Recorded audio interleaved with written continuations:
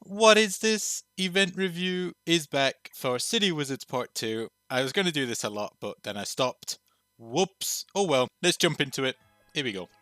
City Wizards Part 2 is nearly over. Like the Part 1 of City Wizards, we had to collect little orbs or spell jellies as they were called. This time we picked a tome, either the Conjurer's Cookbook or Historia Magica, and the red ones were for the cookbook and the blue ones for Magica. Whichever one you chose, you got more of compared to the others, so I chose the cookbook, so I got more reds than blues. But the prices to unlock each seal were exactly the same for both books, regardless of which one you picked, and you could farm them both. So we used to run through with Profit Cookie was the best for farming these because you got plus 50% for using Profit Cookie. Oh wow, some actual blue ones. I never actually finished the blue book as you saw. The bonus effects, probably the...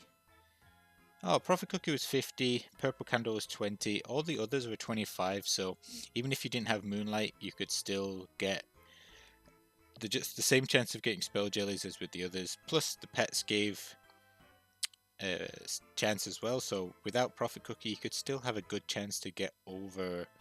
Let's see, that's like over 60%. Let me see. So my best combo for this one was Profit Cookie with the candle and the cinnamon relay. So not even Moonlight. That is because though Moonlight never actually got a bonus score in this one, which I think was good. The no bonus for Moonlight score wise was really good in this, in my opinion. It stopped people with max Moonlight getting much higher, whereas I think Cinnamon Cookie, Wizard Cookie are a lot easier to obtain, or at least level up the max compared to Moonlight.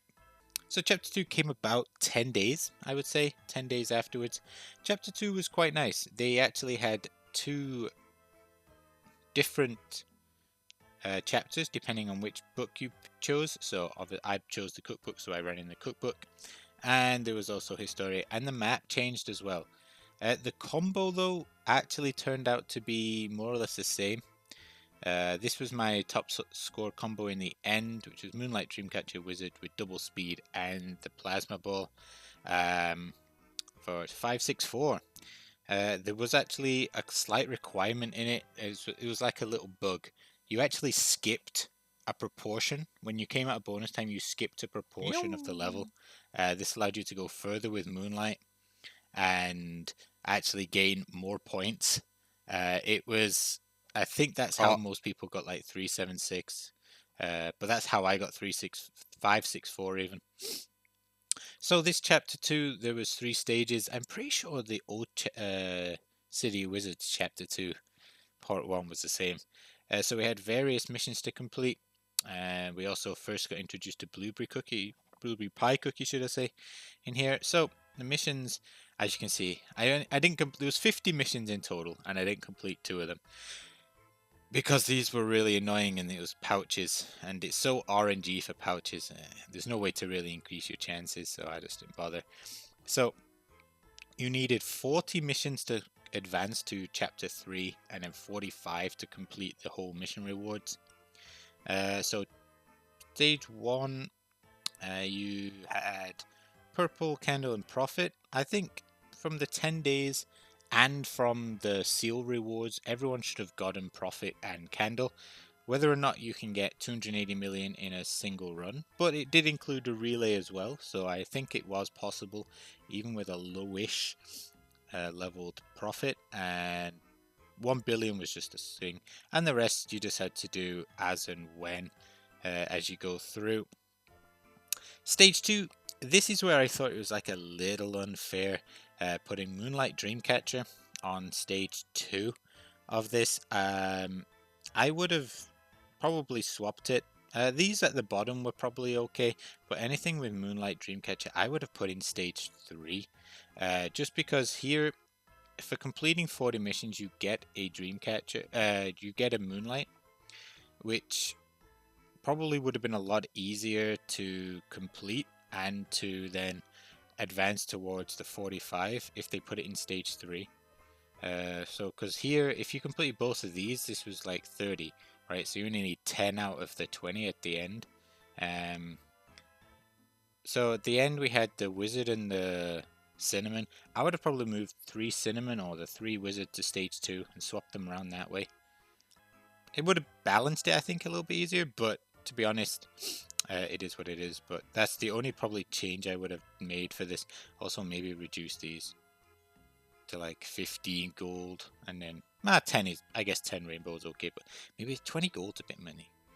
So there was nothing really to collect. This was what I really liked about chapter 2, to be perfectly honest. Also, Moonlight actually ended up having a bonus. You got plus 8,000 points for star powder jellies, which changed from chapter 1, which had nothing. And I'm pretty sure all the other bonuses stayed the same. Yes, they all stayed the same. They just removed the plus % chance of getting spell jellies. And then obviously Dreamcatcher was added into the mix for plus 10,000 points for Crescent Moon jellies. But yeah, chapter 2, I really enjoyed it. I like the grinding event when it's doing individual missions, whereas collecting little things, grinding out for the spell jellies and stuff. Which brings to chapter 3, where we're doing some more grinding for items. So in this one, we actually had to collect Moonlight Ink jellies and variety of bonus missions. We had daily missions, which I think was really nice. How many could you get a day? 180 daily, and then there were some once missions, and I never completed the pouches again. Although I did get quite a lot of rainbow pouches on this one. But yeah, so this one focused more on blueberry pie, given that 1, 2, 3, 4, 5, 6, 7, 8, 9. 9 of the missions were actually focused on blueberry pie and her pet, which made it a little bit difficult. Once again, there were certain circles you had to complete with different missions depending on how many moonlight jellies they cost. You got different rewards, such as the blueberry pie cookie and her pet, plus crystals and upgrade candy ingredients, etc. So I think there was a way to complete it. It was just a lot of grinding. So here, blueberry cookie had the most chance of getting the moonlights to appear at plus 50%. The rest having 25% pets. The bookmark had 20, the rest had 10. And this time, even the treasures gave a boost of plus 10%, which was really nice. Chapter 3, though, the best combo ended up being the bookmark and blueberry with cinnamon, plasma, egg, and globe. For me, anyway. I think there was people like nearly 370. Some of it was to do with cinnamon there. Sometimes the cards fell into the hole, and because cinnamon actually had a really high bonus, 50,000 points for each card, it was insane. So yeah, that's where the score kind of fluctuated, but it was, I would say it was a nice run. There was without too much speed. This here is different. This was the gotta go fast thing. That wasn't for score, that was just for messing around. But yeah, there was 25 to collect, and then once you collect them all, there's nothing to do. So as you can see, I've got nearly 1,000 just sitting there doing nothing. I grinded it out on the first day it came out. I think it was the first day chapter 3 was released, and then I had to complete bonus missions to actually finish it. But oh well. So chapter 1, chapter 3 for grinding for items, so spell jellies and moonlight ink, and then chapter 2 was completing missions. I must say, overall, I fully prefer completing mini missions as opposed to just grinding little items, little jellies. But I think the balance is nice. Some players will find it easier to complete missions, some players will find it easier just to sit there and grind. So the balance is good. Overall, I was pretty happy with this. I was pretty happy with City Wizards Part 2. Very happy, very happy. It was a nice continuation from Part 1. Not really too sure if they're going to continue it into Part 3. I can't see a continuation, but I'm not the one who's designing the story, so I probably could come up with a story for a part 3, but let's see what happens though. I would give this out of 10. 8.5. 8.5. Boom. Loss of points for having to grind pouches for bonus missions. Don't like them. Don't like that. And then the other parts were just where I commented before, changing some missions around, making it more balanced, I think. But overall, excellent. Also, actually, you know what? I'm giving it a 9 out of 10 because I just remembered, boom, plus a half point because you got to buy the lobby at the end with cubes. Mwah. Really nice touch. I liked it. Fully support that idea. Putting something behind like a cube payment or something like that. I know, like, for some people, the 1,900 is a lot. It is. It is a lot of cubes. But for the grind, I think it was worth it for a limited edition lobby.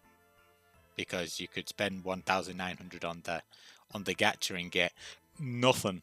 At least it's guaranteed what you got. So I really like it though. I'm a big fan of these two lobbies. I really like them. Really like it. So it was nice. It didn't matter which one you chose. You could get both. I must say though, Prophet Cookie and especially Blueberry Pie Cookie. Super nice additions. I really like the way they tied into the whole lore, so to speak. But yeah, Blueberry Pie Cookie is just top tier. Alright, cool. Until next time. Bye bye.